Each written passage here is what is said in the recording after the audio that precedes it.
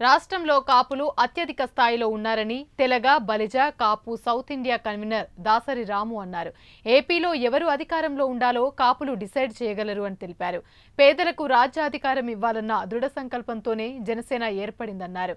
రాయలసీమలోని బలిజ సామాజిక వర్గం అంతా కూటమికి వేసే అవకాశాలు ఎక్కువగా ఉన్నాయని చెప్తున్న దాసరి రాముతో మా ప్రతినిధి సునీల్ ఫేస్ టు ఫేస్. నమస్తే, welcome to prime 9 special interview. నేను సునీల్. సో ఈరోజు మనతో పాటు ఉన్నారు తెలగ, బలిజ, కాపు సౌత్ ఇండియా కన్వీనర్ దాసరి రాము గారు. ఆయన పేరు చెప్తేనే ఇరు తెలుగు రాష్ట్రాల్లో కూడా అనేక మంది ఆయన ఫాలోవర్స్ ఆయన్ని ఫాలో అవుతూ ఉంటారు. ముఖ్యంగా కమ్యూనిటీ బేస్డ్గా ఎవరు ఎలా వ్యవహరిస్తే రాజకీయాల్లో సమున్నత స్థానం లభిస్తుంది, అలాగే లబ్ధిదారులుగా ఉండేటువంటి వాళ్ళు కూడా సమున్నత లబ్ధి పొందేటువంటి అవకాశం ఉంటుంది. ప్రభుత్వాలు కూడా ఒక కమ్యూనిటీ బేస్డ్ కేటగిరీ ప్రజలందరినీ కూడా సమానంగా చూడాలంటే ఏ రకంగా ముందుకెళ్లాలనే విషయాల గురించి ఎక్కువగా మాట్లాడుతూ ఉంటారు దాసరి రాము గారు, గైడ్ చేస్తూ ఉంటారు. సో ఈరోజు ఆయన మాటల్లోనే ఇలాంటి వాటిల్లో ప్రభుత్వాలు అనుసరించాల్సినటువంటి వ్యూహాలేంటి, రెండు తెలుగు రాష్ట్రాల్లో కూడా కమ్యూనిటీ బేస్డ్గా పాపులేషన్ అయితే చాలా అధికంగానే ఉంది. సో కంపారిటివ్లీ తెలంగాణ, ఆంధ్రప్రదేశ్లో కాపు కమ్యూనిటీ పర్సంటేజ్ అనేది డిసైడింగ్ ఫ్యాక్టర్ కాబట్టి సో దాని గురించి కూడా మాట్లాడే ప్రయత్నం చేద్దాం. ముందుగా స్వాగతం సార్. నమస్కారం అండి. బేసికల్గా ఇప్పుడు ఎలక్షన్స్ హీట్ అనేది తారాస్థాయికి జరిగింది. సమ్మర్ హీట్తో పాటు కాంపిటీషన్ ఉందన్నమాట, ఎలక్షన్ హీట్. సో రాజకీయం ఇంత రసవత్తరంగా జరుగుతున్న నేపథ్యంలో కమ్యూనిటీ బేస్డ్గా ఎప్పుడూ కూడా దీన్ని ఒక అస్త్రంగా వాడుకుంటూ అందరూ కూడా ఓట్లు అయిపోయిన తర్వాత మర్చిపోతున్నటువంటి పరిస్థితులు ఉన్నాయి. ముఖ్యంగా ఆంధ్రప్రదేశ్లో అయితే ఇది ఎక్కువగా చూస్తూ ఉంటాం. ఇప్పటివరకు కాపు కమ్యూనిటీకి సంబంధించి ఒక ఓటర్గానే చూశారు తప్పితే వాళ్ళకి చేకూర్చాల్సినటువంటి రిజర్వేషన్స్ కానీ, లబ్ధి కానీ, లేదంటే సంక్షేమం కానీ ఎందులో అయినా సరే అంతంత మాత్రంగా ఉన్నటువంటి పరిస్థితి. దీన్ని ఎలా చూస్తారు మీరు? అంటే మీరు అన్నది వాస్తవమే. పాలన చేస్తున్న కులాలు 1-2 కులాలు, మిగతా అన్ని కులాలని, కాపులు, బీసీ, ఎస్సీలు అన్ని కులాలని కూడా వాళ్ళ అవసరాలకు వాడుకోవటం, తర్వాత ఎలక్షన్లు అయిన తర్వాత వదిలేయటం ఈ కామన్ అయిపోయింది. కానీ ఈ భారతదేశంలో మతము, కులం అనేది ఖచ్చితంగా రోల్ ప్లే చేస్తుంది. నార్త్ ఇండియాలో వచ్చేటికి మతం ప్రాధాన్యం. ఎందుకంటే 1000 సంవత్సరాల ముస్లిమ్స్ దేశాల దాడులు జరిగినాయి, అణిచివేత, ఎన్నో దుర్మార్గాలు జరిగినాయి, దేవాలయాలు ధ్వంసమైనాయి. కాబట్టి ఆ సెంటిమెంట్ ఉంటుంది అటు. నెక్స్ట్ కులం. సదరన్ ఇండియాకు వచ్చేటప్పటికి ఎక్కువ బ్రిటిష్ వాళ్ళ కంట్రోల్లోకి సౌతర్న్ ఇండియా వెళ్ళింది. అంటే తెలంగాణ తప్ప, తెలంగాణ ఒకటి నైజాం సర్కార్ ఉంది. కాబట్టి ఇక్కడ బ్రిటిష్ రూలింగ్ ఉండటం వల్ల అణిచివేత లేదు. సో ఇక్కడ మతం కంటే కూడా కులాలు ఎక్కువ ప్రభావితం చేస్తాయి. ఒక్క తెలంగాణ రీజన్ మాత్రం కొంచెం BJP party, because Razakar movement, వీటన్నిటి వల్ల ఆ ప్రాబ్లమ్స్ ఉన్నాయి. అయితే ప్రస్తుత ఎలక్షన్స్లో మాత్రం ప్రతిసారి ఆంధ్రప్రదేశ్లో ముఖ్యంగా అతిపెద్ద జాతిగా ఉన్నాం. అంటే అన్ని కులాలు ప్రాముఖ్యమే, కానీ డెమోక్రసీ అంటే మెజారిటీ రూల్స్. ఎవరు ఎక్కువ ప్రజలుంటే వాళ్ళు పరిపాలన చేయాలి. ఈరోజు బీసీ కులస్తుడు ప్రధానమంత్రి అయ్యాడంటే వాళ్ళ ఎక్కువ జనాభా వాళ్ళు ఉన్నారు కాబట్టి అది మనం సీరియస్గా తీసుకోవాలి. ఒకప్పుడు బ్రాహ్మణులు, క్షత్రియులు, అగ్రకులాలు పరిపాలన చేశారు దేశంలో అన్ని ప్రాంతాలని. ఇప్పుడు అన్ని రాష్ట్రాలు బీసీఎస్సీలే కదా పరిపాలన చేస్తుంది. ఒక ఆంధ్ర, తెలంగాణ తప్ప మీరు ఏ స్టేట్కి వెళ్ళినా బీసీలే పరిపాలన చేస్తారు. హామీలు మన తెలంగాణ ఇచ్చింది కదా బీజేపీ, బీసీలు ముఖ్యమంత్రి ఇస్తామని. ఈవెన్ మొన్న ఆంధ్రాలో కూడా కాపు కమ్యూనిటీ నుంచి పేద కులాల వ్యక్తికి సీఎం పోస్ట్ ఇస్తామనే కాన్సెప్ట్లో ఎలక్షన్స్కి వెళ్ళాలని బీజేపీ అది కూడా నిర్ణయం తీసుకుంది. మరి చివరి నిమిషంలో ఆ నిర్ణయాలు ఏం మారినాయి మాకు తెలియదు. కానీ కాబట్టి అంత క్రియాశీలకంగా ఉన్న దాంట్లో ఈ కాపులు అత్యధిక జనాభా 20-22% పైన ఉన్నారు. కాబట్టి వీళ్ళ ఓట్ల మీద చాలా క్రియాశీలకం అవుతాయి. కానీ ఈ ఎలక్షన్లో ఆంధ్రప్రదేశ్లో మాత్రం కాపులం 4 రోడ్ల కూడల్లో మిగిలిపోయాం. మా పరిస్థితి మేము ఎవరు ఎటుపోవాలా, ఏం చేయాలని కూడా అర్థం కాలని చాలా దయనీయమైన పరిస్థితికి ఆంధ్రప్రదేశ్లో కాపుల పరిస్థితి ఏర్పడింది. అంటే మేము ఎవరిని నమ్మాలా, ఎవరితో ట్రావెల్ చేయాలా, ఈ పేద కులాల రాజ్యాధికారం తెచ్చుకోవాలంటే ఏ విధంగా ముందుకు వెళ్ళాలా. అంటే ఇప్పుడు బీజేపీ 15 సీట్ల పైన ఇచ్చింది, ఎమ్మెల్యేలు, ఎంపీలు. పురంధరేశ్వరి గారు రాష్ట్ర అధ్యక్షురాలు ఒక్క కాపు కులస్తుడి పేరు కూడా రికమెండ్ చేయలేదు. అట్లా ఎవరి పార్టీలు వాళ్ళే చూసుకుంటున్నారు. చంద్రబాబు నాయుడు గారు, పవన్ కళ్యాణ్ గారు ఇద్దరు కూడా పొత్తు పెట్టుకున్నారు. 5 సంవత్సరాలు జగన్మోహన్ రెడ్డితో అతని అరాచకాలు, అతని పరిపాలన మీద ఉద్యమాలు, పోరాటాలు, స్థానిక ఎన్నికలు మొత్తం టీడీపీ బాయ్కాట్ చేస్తే స్థానిక ఎన్నికలతో జగన్తోనూ వైసీపీలతో గొడవలు, కొట్లాట్లు, కేసులు, ఇవన్నీ జగన్తో 5 ఏళ్ళేమో పోరాటాలేమో కాపులు చేయాలా, లేదా పవన్ కళ్యాణ్ జనసేన చేయాలా, యువత చేయాలా. మళ్ళీ ఈరోజు ఎలక్షన్ దగ్గరికి వచ్చేటప్పటికి మీకు బీజేపీ 10 సీట్లు ఇస్తాం, జనసేనకి 20 సీట్లు ఇస్తాం అంటే వాళ్ళు సీట్లు ఇస్తే వీళ్ళు తీసుకునే పరిస్థితి.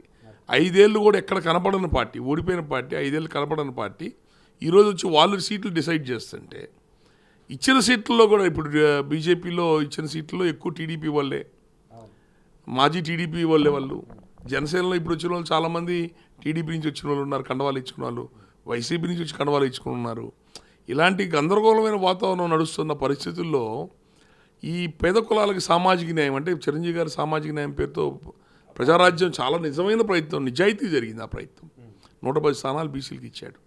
మేము ఆ పోరాటాలు కోరుకుంటున్నాం. అలా పేద కులాలు 4 ఏళ్ళు అధికారం దూరం ఉన్నా మనం అలా పోరాటాలు చేసి ఈ 2 కులాలు అధికారం అనుభవించిన 2 కులాలను పక్కన పెట్టి ఖచ్చితంగా పేద కులాల రాజ్యాధికారం సాధించాలని చెప్పిన తపంతో మేము ఎంత కష్ట నష్టాలకు వచ్చైనా పనిచేశారు అందరూ కూడా.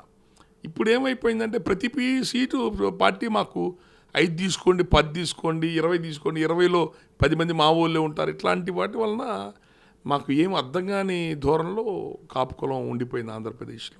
ముఖ్యంగా మీరు అన్నట్లుగా 4 కోట్ల జంక్షన్లో ఇరుక్కుపోయినటువంటి పరిస్థితి ఉంది. ఒక పార్టీ ఖచ్చితంగా కంప్లీట్గా ఒక కమ్యూనిటీకి, ముఖ్యంగా కాపు కమ్యూనిటీకి న్యాయం చేస్తుందని అనుకున్నటువంటి పార్టీ ఇప్పుడు కూటమిలోకి వెళ్ళిపోయినటువంటి పరిస్థితి. ఈ క్రమంలో కొన్ని త్యాగాలు చేయాల్సినటువంటి సిచ్యువేషన్ కూడా ఉంది. అదే పవన్ కళ్యాణ్ గారు 1కి 10 సార్లు చెప్తున్నటువంటి పరిస్థితి. కానీ ఈ కోడలిలో ఉన్నటువంటి కాపు కమ్యూనిటీ మొత్తం విచ్ఛిన్నం కాకుండా కలిసి ఒకే దానికి లేదంటే ఒక పార్టీకి సపోర్ట్ చేసేటువంటి పరిస్థితి ఉందా? ఒక కృతనిశ్చయంతో ముందుకు వెళ్ళేటువంటి పరిస్థితి ఆంధ్రప్రదేశ్లో ఈరోజు ఉందా? అంటే భౌగోళికంగా ఆంధ్రప్రదేశ్ అనేక ప్రాంతాలతో కూడుకొని ఉంటుందండి. రాయలసీమ ప్రాంతాల్లో రెడ్ల పెత్తనం ఎక్కువ ఉంటుంది. కోస్తా జిల్లాలకు వచ్చేటికి కమ్మ సామాజిక వర్గం, కాపులు, ఎస్సీలు. ఉత్తరాంధ్రకు వచ్చేటికి కొన్ని ఈక్వేషన్స్ ఉంటాయి. వీళ్ళు కూటమి పెట్టుకున్న విధానంలో ఏంటంటే రాయలసీమలో ఉన్న బలిజలు మొదటి నుంచి వాళ్ళు రెడ్లకు వ్యతిరేకమే. రెడ్ల అణిచివేత, వాళ్ళ దౌర్జన్యాల వలన ఎన్టీ రామారావు కొంచెం ఆదరించాడు బలిజల్ని. అందువలన మొదటి నుంచి వాళ్ళు టీడీపీకి ఉన్నారు. ఈసారి కూడా రాయలసీమలో బలిజాస్ ఓట్లు 100కి 95 నుంచి 98% ఓట్లు. చంద్రబాబు నాయుడు రాయలసీమలో ఒక్కటి ఎమ్మెల్యే టికెట్ ఇవ్వకపోయినా, 4 జిల్లాలు కలిపి ఒక మంత్రి పదవి ఇవ్వకపోయినా వాళ్ళు ఖచ్చితంగా చంద్రబాబు నాయుడు కూటమికి వేస్తారు. ఎందుకు? జగన్ని తట్టుకోలేక, రెడ్ల రాజకీయం తట్టుకోలేక. కోస్తా జిల్లాలో కాపులు ఎవడో అణిచివేస్తేనో తొక్కుతేనో భయపడేవాళ్ళు కాదండి. ఈ ప్రాంతాల్లో ఎవరు ఒక పార్టీతో స్టికాన్ లేరు. ఇక్కడ ఏమైందనంటే మామూలుగా దాదాపుగా అయితే పవన్ కళ్యాణ్ గారికి 40 సీట్లు ఇచ్చో, లేదు పవర్ షేరింగ్ 20 సీట్లు ఇచ్చి పవర్ షేరింగ్ కొంత ఉంటుంది. ఆ షేరింగ్ కూడా చివరిలో 5 ఏళ్లలో లాస్ట్ 6 నెలలు ఇస్తాము అట్లా అన్నా కూడా మన పేద కులాలకు కూడా రాజ్యాధికారం అందుద్ది. ఇందాక మాట మాట్లాడుతూ డిస్కషన్ వచ్చింది మీ దగ్గర. పవన్ కళ్యాణ్ గారు జనసేన వలన కాపులకి న్యాయం ఎట్లా జరుగుతుంది అనేది. వాళ్ళు ప్రజారాజ్య పార్టీ జనసేనను పెట్టింది కాపుల కోసం కాదండి, పేద వర్గాల కోసం. పేద వర్గాల రాజ్యాధికారణ సామాజిక న్యాయం కోసం పెట్టారు. మేమందరం దానికి ఇష్టపడే పనిచేస్తున్నాం మేమంతా కూడా. అయితే ఇప్పుడున్న ఈ వాతావరణంలో ఏమైందంటే మనం అందరినీ కన్విన్స్ చేయలేం. ఏమవుతుందంటే ఈ గందరగోళ వాతావరణంలో వీళ్ళ కూటమి మొత్తం కలిపి ఇచ్చినా కూడా 20 సీట్లు కాపులకి. ఇదే అడ్వాంటేజ్గా తీసుకొని జగన్మోహన్ రెడ్డి ఫస్ట్ కాపులకి సీట్లు ఎగ్గొట్టారు. ఆయన కాపుల సీట్లు 10 సీట్లని ఎమ్మెల్యేలు, ఎంపీలని బీసీ వర్గాలకు ఇచ్చేశారు. ఆయన బీసీ వర్గాలకు హ్యాండ్ ఓవర్ చేశారు. ఎప్పుడైతే వీళ్ళ కూటమిలో పొత్తు పెట్టుకుంటున్నప్పుడు టికెట్లు షేరింగ్ దగ్గర డిస్టర్బెన్స్లు వచ్చినాయో, కులస్తుల్లో కొంత అసహనం వచ్చిందో, వెంటనే జగన్మోహన్ రెడ్డి యూటర్న్ తీసుకొని కాపులు 29-30 ఎమ్మెల్యేలు ఇచ్చి ఒక 5 ఎంపీలు ఇచ్చేసి, ఇదిగోండి అందరికంటే నేనే ఎక్కువ ఇచ్చాను, మీరు నాకు అండగా ఉండండి అని చెప్పని అతను పక్క నుంచి వెళ్తున్నాడు. కూటమిలో ఇచ్చిన సీట్లకి కొంత డిసప్పాయింట్ అయ్యి ఈ కాపు కమ్యూనిటీ కొంచెం ఏం చేయాలి, ఎట్లా చేయాలని చెప్పని ఆలోచిస్తున్నారు. అయితే దానివల్ల ఏమవుతుందంటే కోస్తా జిల్లాలో కాపు కమ్యూనిటీ పూర్తిగా కూటమికి వెళ్తాయని నేను అనుకోవట్లా. కొంత జగన్మోహన్ రెడ్డికి వెళ్తాయి, కొంత వీళ్ళ కూటమికి స్ప్లిట్ అవుతాయి అని చెప్పి నేను అనుకుంటున్నాను. కానీ ఓటు పడదంట లేదు, కోస్తా జిల్లాలో కాపుల ఓట్లు సింగిల్ సైడెడ్గా పడవండి. ఎవరో ఒకరిని చూసి వీళ్ళని చూసి ఓట్లు వేయమంటే ఎవరు వేయరండి.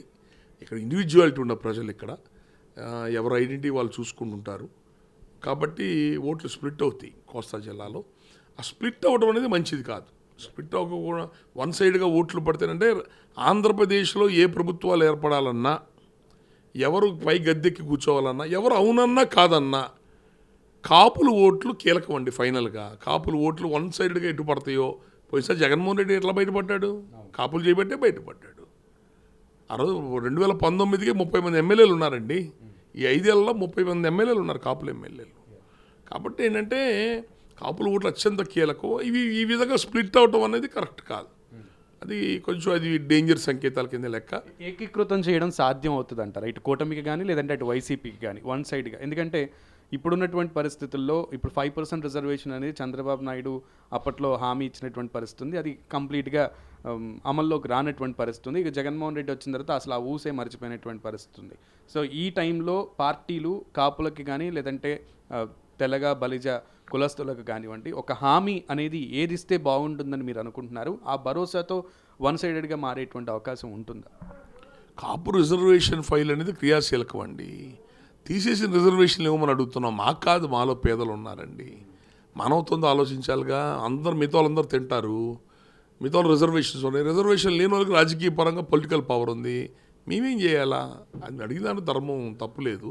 కానీ ఈరోజు కాపు రిజర్వేషన్ ఎవరు కూడా నాకు తెలిసి వాళ్ళు హైలైట్ చేస్తారని అనుకోవట్లా. జగన్ అయితే నాకు సంబంధం లేదన్నాడు. ఈసారి టీడీపీ పార్టీ కూడా కాపు రిజర్వేషన్ ఫైల్ గురించి వాళ్ళు ఎంతవరకు ముందుకు వస్తారో లేదో కూడా డౌటే. అది రేపు ఎలక్షన్స్లోకి వచ్చేటప్పటికి ఏకీకృతం అవ్వటానికి ఇంకా 4 రోజులు టైం ఉంది. They have time. Jaganmohan Reddy మీద పూర్తి వ్యతిరేకత ఉంది రాష్ట్రంలో.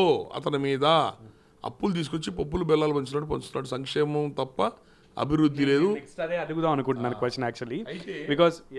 అయితే వ్యతిరేకత ఉంది. ఆ వ్యతిరేకతని కవర్ చేసుకోవడానికి అతనికి ప్లాన్స్ ఉన్నాయి. నియోజకవర్గానికి 50 నుంచి 100 కోట్లు పెట్టడం, పవన్ కళ్యాణ్ గారిని డిస్టర్బ్ చేయడానికి ఆయన నియోజకవర్గంలోనే 500-600 కోట్లు పెట్టడం. ఇద్దరిలో ఎవరు గెలిచినా 1% డిఫరెన్స్తో గెలుస్తారు. ఈ రోజుకైతే ఎలక్షన్కి ఇద్దరు హోరాహోరీగానే ఉన్నారు. ఎవరు కావాలి మేము వన్ సైడ్ ఎలక్షన్ అనుకున్నారు. వన్ సైడ్ ఏం కాదండి. ఈ రోజుకి ఇద్దరు హోరాహోరీగానే ఫైట్ చేసుకుంటున్నారు. అయితే ఆ ఎడ్జి కొద్దో గొప్ప అనుకూలత టీడీపీ కూటమికి ఉంది. ఎందుకు? జగన్మోహన్ రెడ్డి యొక్క మీద ఉన్న వ్యతిరేకత వలన. ఆ వ్యతిరేకతను అతను కవర్ చేసుకోవడానికి ఆ 1% డిఫరెన్స్ ఓడిపోయే పరిస్థితి ఉంది. దానికి ప్రతి నియోజకవర్గంలో దొంగ ఓట్లు యాడ్ చేసుకుంటున్నాడు. ఓటుకి 5,000 రూపాయలు ఇచ్చి 1,00,000 ఓట్లు 50 కోట్లు పెట్టి ఓట్లు కొనుక్కుందామని చూసుకుంటున్నారు. వేరే అన్ని రకాల సామధాన దండోపాయాలు చూసుకుంటున్నాడు. మొన్న లోకల్ బాడీ ఎలక్షన్స్ మిగతా టైంలో మున్సిపల్ చైర్మన్లు ఓపెన్ కేటగిరీ 70 ఉంటే 40 బీసీలకి ఇచ్చాడు. ఆర్ కృష్ణకి రాజ్యసభ ఇచ్చాడు. బీదా మస్తానరావు యాదవ్ కమ్యూనిటీ రాజ్యసభ ఇచ్చాడు. చంద్రబాబు నాయుడు ఎప్పుడైనా ఇస్తున్నాడు ఇట్లా ఈ విధంగా? వాళ్ళందరూ దగ్గర తీసుకోవాలి కదా. ఇక మళ్ళీ నర్సాపురం ఎంపీ కాపులది బీసీలకి ఇచ్చాడు. రాజమండ్రి ఎంపీ బీసీలకి ఇచ్చాడు. మా దగ్గర డబ్బులు లేవంటే డబ్బులు నేను పెట్టుకుంటా, మీరు నిలబడండి అంటున్నాడు. ఇవన్నీ మిగతా బీసీ ఎస్సీ కులాలను ఓన్ చేసుకునే విధానం. పథకాలతో అట్టడుగు పెదవర్గాల దగ్గర తీసుకుంటున్నాడు. వాలంటీర్ల ద్వారా ఇన్ఫర్మేషన్ తెచ్చుకొని ఆ ఇన్ఫర్మేషన్ తర్వాత మనకి ఓట్లు వేసేది ఎవరు, ఓట్లు వేయని వాళ్ళు ఎవరు, దొంగ ఓట్లు కొత్త ఓట్లు ఎన్ని యాడ్ అవ్వాలా, మన ఓట్లు వేసే వాళ్ళని ఎంతమందిని తీసేయాలి ఇక్కడి నుంచి, రేపు ఎలక్షన్స్లో దొంగ ఓట్లు ఎట్లా వేయాలా, రిగ్గింగ్ ఎట్లా, ఇవన్నీ కూడా అతను ప్రతిదీ టీవీ ఛానల్స్, టీవీ9 మీరు ఛానల్స్ చూసుకుని ఎన్టీవీ కొన్ని ఛానల్స్ అది అవి సాక్షి పేపర్కి పోటీ పడుతున్నాయి జగన్మోహన్ రెడ్డి గారికి అనుకూలంగా ఉండటానికి. ఇవన్నీ కూడా అతను అన్ని ఫ్యాక్టర్స్ అతను అనుకూలంగా పెట్టుకొని పోతున్నాడు. కూటమి దగ్గర ఈ రోజుకి ఏం ఫ్యాక్టర్స్ ఉన్నాయి? ఆ చంద్రబాబు నాయుడు ఒక రోడ్డు మీద పడి తిరుగుతున్నాడు కష్టపడి అన్ని చోట్ల. అది కాదు కదా. మిగతా వాళ్ళందరినీ కలుపుకోవటం, చేయటం, టికెట్లు రానాలతో కూర్చొని మాట్లాడుకోవటం, మిగతా కులాలను దగ్గర తీసుకోవటం, చాలా వ్యూహాలు ఉంటాయి ఇందులో. డబ్బులు ఖర్చు పెట్టుకోవటం, ఇవన్నీ దొంగ ఓట్లు ఎక్కడెక్కడ ఐడెంటిఫై చేసి తీసేసేయటం. బీజేపీ పార్టీతో కలిశారు కాబట్టి బీజేపీ పార్టీ వాళ్ళని కూడా గట్టిగా ఇన్వాల్వ్ చేసి ఇక్కడెక్కడ దౌర్జన్యాలు జరగకుండా చూసుకోవటం, ఇవన్నీ చూసుకోవాలా? అవి చూసుకుంటున్నారా? రేపొద్దున జగన్మోహన్ రెడ్డి రెడ్లు ఎక్కువ ఉన్న చోట రెడ్ల చేత దౌర్జన్యం చేయిస్తాడు. రెడ్లు లేని చోట ఎస్సీలు ముందు పెట్టుకొని దౌర్జన్యం చేస్తాడు. దానికి అడ్డం పడిగిన వాళ్ళు ఎవరు? కాపులు అడ్డం పడగలుగుతారు. అరాచకాన్ని దౌర్జన్యం అడ్డం పడగలుగుతారు. ఇచ్చిన 20 సీట్లకి మేమేం గొడవ చేయమంటారండి, మేమేం అడ్డం పడమంటారని వీళ్ళు అంటున్నారు. డిసప్పాయింట్ అయ్యి అవన్నీ వాళ్ళందరూ మళ్ళీ జాగ్రత్త కన్విన్స్ చేసుకోవాలి కదా. ఇలాంటి ఫ్యాక్టర్స్ చాలా ఉన్నాయండి. సెవరల్ ఫ్యాక్టర్స్ ఉన్నాయి. ఈ రోజు కూడా ఇంకా నా టికెట్లు ఇచ్చారే కానీ ఇంకా మార్పు చేర్పు లాంటివి చెప్పన్నారు. నామినేషన్ అయ్యే చివరి రోజు కూడా చంద్రబాబు నాయుడు తాత్సారం చేస్తూనే ఉంటాడు. ఇట్లాంటి వాటి వలన ఏమవుతుందనంటే అవకాశాలు వీళ్ళకే ఉన్నాయి, అవకాశాలు ఉన్నాయి వాళ్ళకి. ఉన్నా కూడా చేతులారా ఉన్న ఆపర్చునిటీస్ పోగొట్టుకున్నాడు. జగన్ ప్రతి స్టెప్ను జాగ్రత్తగా వేసుకుంటూ తను ఎలా గెలిపించుకోవాలి ఎత్తుకుంటున్నాడు. ఎందుకు? అతను డూ ఆర్ డై. అతను ఈసారి ఓడిపోతే అతను కేసుల్లో అతను ఏ జైలుకి పోతాడో కూడా తెలియదు. వీళ్ళదేముంది, చంద్రబాబు నాయుడు ఇంటికి నిద్రపోతాడు, ఆయన సినిమాలు చేసుకుంటాడు.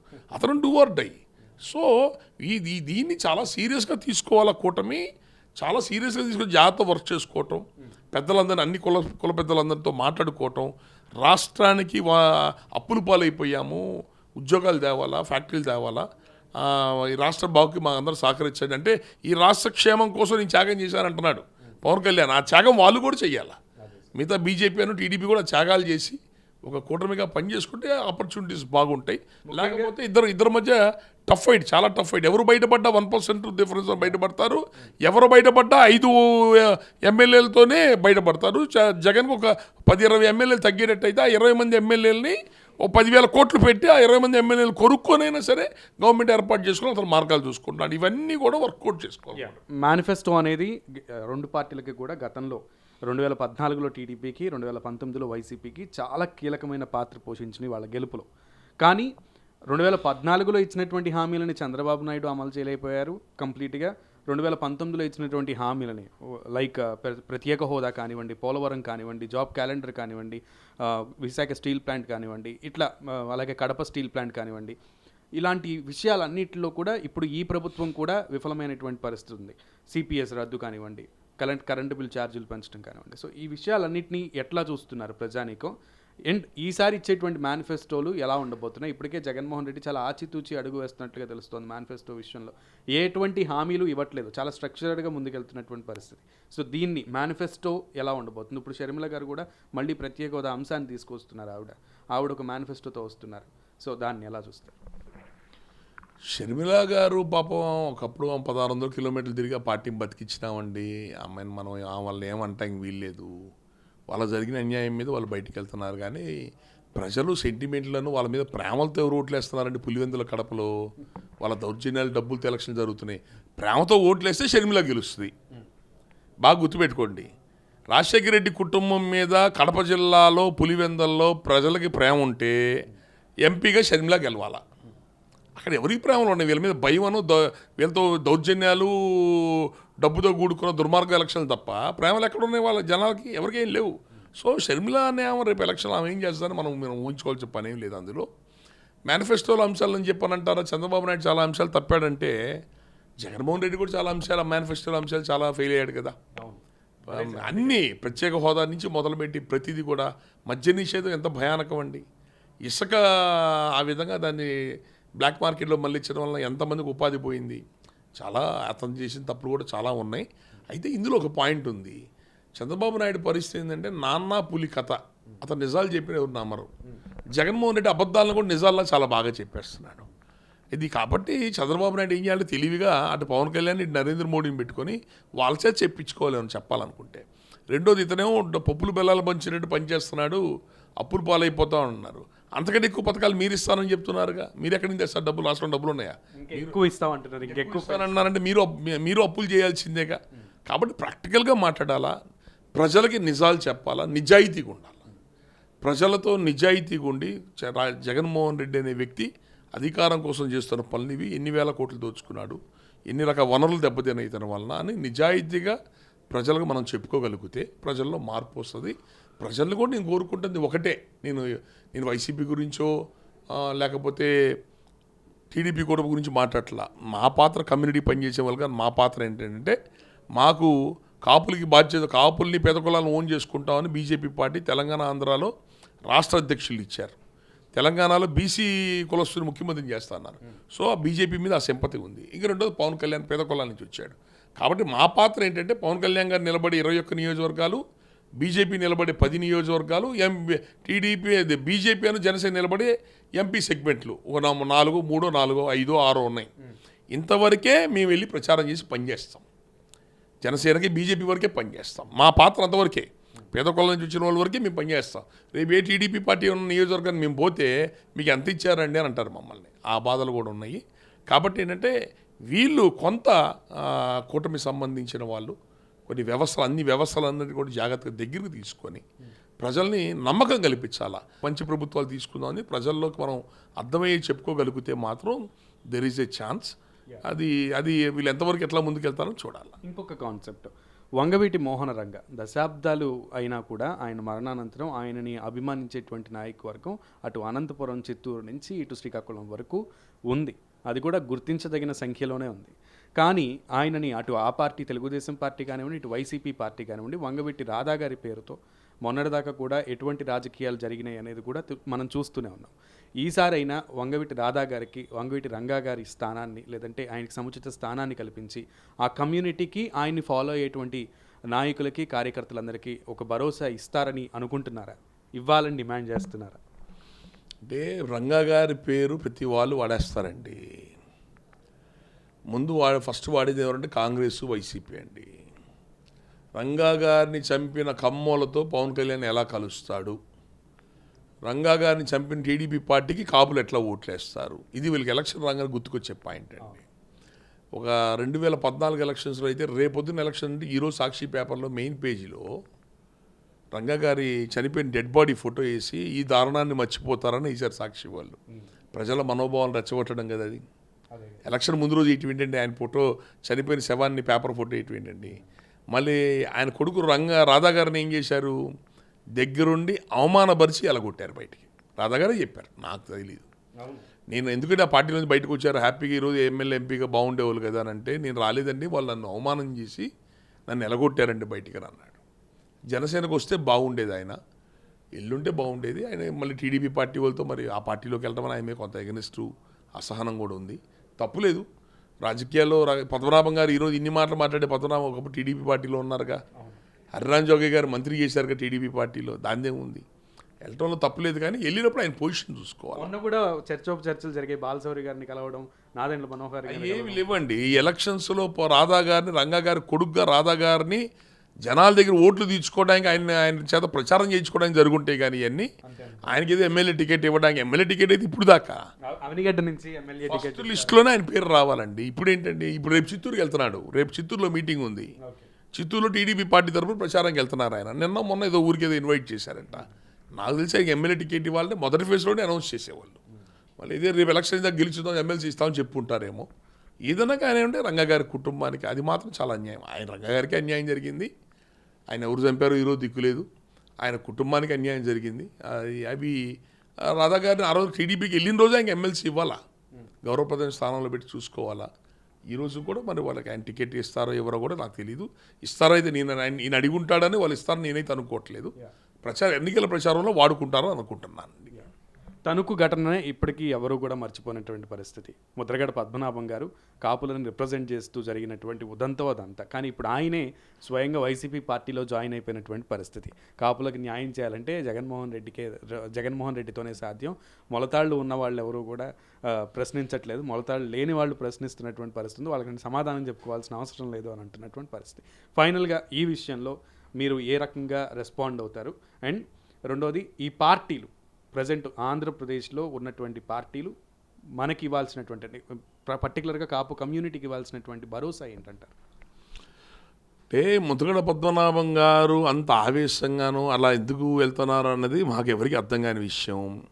టీడీపీ పార్టీ చంద్రబాబు నాయుడుకను ముద్రగడ పద్మనాభం గారు ఇద్దరికి కూడా చాలా వైరాలు ఉన్నాయి, బద్ధశత్రుత్వం ఉంది. అది అందరికీ తెలుసు. ఈయన టీడీపీ పార్టీలో ఉన్నారు పద్మనాభం గారు, ఈయన పోర్ట్ఫోలియోలో చంద్రబాబు నాయుడు ఏలు పెట్టేవాడంట. అది ఈయన నచ్చదు. ఇద్దరు బద్ధశత్రువులు ఒక విధంగా బయటపడరు. కానీ కాబట్టి చంద్రబాబు నాయుడు పవర్లో ఉన్నప్పుడు పద్మనాభం గారికి కాపు కులం రిజర్వేషన్ గుర్తుకొస్తుంది, రోడ్డు ఎక్కుతారు, ఉద్యమం చేస్తారు. చంద్రబాబు నాయుడు కంచాలు కొడతారు, గోడ అల్లరి గందరగోళం చేయిస్తారు మా అందరి చేత. చంద్రబాబు నాయుడు దిగి జగన్మోహన్ రెడ్డి రాగానే ఇంటికి వెళ్ళిపోయి రెస్ట్ చేసుకుంటారు. జగన్మోహన్ రెడ్డి ఉన్నప్పుడు మాట్లాడలేదంటే పర్వాలా, రాజశేఖర రెడ్డి 6 ఏళ్ళున్నా నోరు తెరవల కాపు రిజర్వేషన్ మీద. ఆ తర్వాత 4 ఏళ్ళు రోసయ్య గారు, కిరణ్ కుమార్ రెడ్డి ఉన్నా నోరు తెరవల. వాళ్ళ ప్రభుత్వాల్లో మేనిఫెస్టోలో పెట్టింది వాళ్ళు, వీళ్ళు కాదు, టీడీపీ కాదు, ముందు పెట్టింది వాళ్ళు. వాళ్ళని అడగకుండా చంద్రబాబు నాయుడు టీడీపీ గవర్నమెంట్ వచ్చినప్పుడల్లే రోడ్డు ఎక్కుతారేంటి అంటే అప్పుడే గుర్తుకొస్తుంది కులం వీళ్ళకేమన్నా. అంటే ఏంటంటే కులం మీద ప్రేమ కంటే కూడా ఎవరు రాజకీయ వ్యక్తిగత ఎజెండా, ఎవరు ఈర్ష్యలు, ఎవరు ద్వేషాలు, ఎవరు కక్షలు, ఈ ఎవరు కడుపులో వాళ్ళకు ఉన్నాయని అర్థం. నమ్మేటువంటి పరిస్థితి ఉందంటారు ముద్రగడ? నమ్మే పరిస్థితి ఎట్లా ఉందని అంటే ఇప్పుడు చేసుకున్న పనులను బట్టండి. అడుగుతారు కదా, జనం అడుగుతారు కదా. జగన్మోహన్ రెడ్డి గారు 5 ఏళ్ళు పరిపాలన ఉండగా కాపు రిజర్వేషన్ నాకు సంబంధం లేదు, కేంద్రం చేతిలో ఉందని కదా ఆయన చెప్పింది. కేంద్రం బీసీ వెల్ఫేర్ మంత్రి జీవీ నరసింహారావు గారు అడిగితే ఏం చెప్పాడు? ఈ రిజర్వేషన్ రాష్ట్ర ప్రభుత్వాలు చేసుకోవాల్సింది, మాకు ఏ సంబంధం లేదు, మాకు ఫైల్ ఢిల్లీకి ఎందుకు పంపించారు, మీరు రాష్ట్ర ముఖ్యమంత్రి జగన్మోహన్ రెడ్డి గారిని అడగండి, ఆయన చేస్తే చేయించుకోండి అని చెప్పారు. ఇప్పుడు అంటే నా చేతిలో లేదన్నమాట అబద్ధం కదా, మీ చేతిలో ఉందని సాక్షాత్ పార్లమెంట్ చెప్పింది కదా, నువ్వు చెయ్యి అని అడుగు ఆయన్ని, అప్పుడు నీ చిత్తశుద్ధి ఏంటో తేలిపోద్ది మాకు. ఎందుకు ఇన్ని మాటలు దేనికి? పవన్ కళ్యాణ్ గారు నా ఇంటికి వస్తానన్నారు, రాలేదు. నీ ఇంటికి ఆయన మీ ఇంటికి వస్తానన్నారు, మిమ్మల్ని ఇన్వైట్ చేస్తానన్నారు. ఈలో బీజేపీ పార్టీ వాళ్ళు ఫోన్ చేసి చిరంజీవి గారిని ముదగడ పద్మనాభం గారిని ఇద్దరిని కూడా రాజ్యసభ ఇచ్చో లేకపోతే గవర్నర్ ఇచ్చో మా పార్టీలోకి వాళ్ళ సేవలు తీసుకుందాం అనుకుంటాం, నువ్వు వెళ్ళబాక, మేము వెళ్ళి మాట్లాడుకుంటాం, సోమవీర్రాజు గారిని ఎవరినో పంపించి మాట్లాడుకున్నారు. వాళ్ళ పార్టీతో పొత్తులో ఉన్నాడు, వాళ్ళు వెళ్ళొద్దన్నప్పుడు ఏం చేస్తాడు ఈయన? అదే విషయం పద్మనాభం గారికి కబురు చేశాడు. సరే వాళ్ళు ఇట్లా చెప్పారు, బీజేపీలో వచ్చి కలుస్తారంట మిమ్మల్ని అని. నువ్వు మళ్ళీ చంద్రబాబు నాయుడు మీద దాడి చేయడానికి, చంద్రబాబు నాయుడిని తిట్టడం కోసమనో వాడి మీద వ్యతిరేకంగా పనిచేసుకోవడానికి పవన్ కళ్యాణ్ పావుగా వాడుకుంటే ఎట్లా? నువ్వు నా ఇంటికి వస్తాను ఎగ్గొట్టావు, నీ ఇంటికి వచ్చే ఎగ్గొట్టిన దానికన్నా జగన్మోహన్ రెడ్డి దానికి సంబంధం ఏంది? మీరు వెళ్ళాలనుకుంటే వెళ్ళండి. మీరు మొదటి నుంచి రాజశేఖర రెడ్డి జగన్మోహన్ రెడ్డి గారికి ఫేవర్ కదా. ఏఐసీసీ ప్రతినిధి వచ్చి కాపుకోలం తరపున మిమ్మల్ని ముఖ్యమంత్రిగా మీ పేరు పంపిస్తానంటే నా పేరు వద్దు, రాజశేఖర రెడ్డి పేరు పంపించమని చెప్పిన ఆయన. ఇవన్నీ ఎట్లా ఉంటాయి చెప్తే వెళ్తే వెళ్ళాడు. ఆ పిఠాపురంకి వెళ్ళటం, మిగతా నియోజకవర్గాలకు వెళ్ళి చాలా నీచంగా మాట్లాడుతున్నారు. ఆయన వయసుకి ఆయన హోదాగా గౌరవం పోద్ది. నీ స్థాయికి అసలు ఇవన్నీ మాట్లాడకూడదు, మీరు గౌరవప్రదంగా ఉండాలి.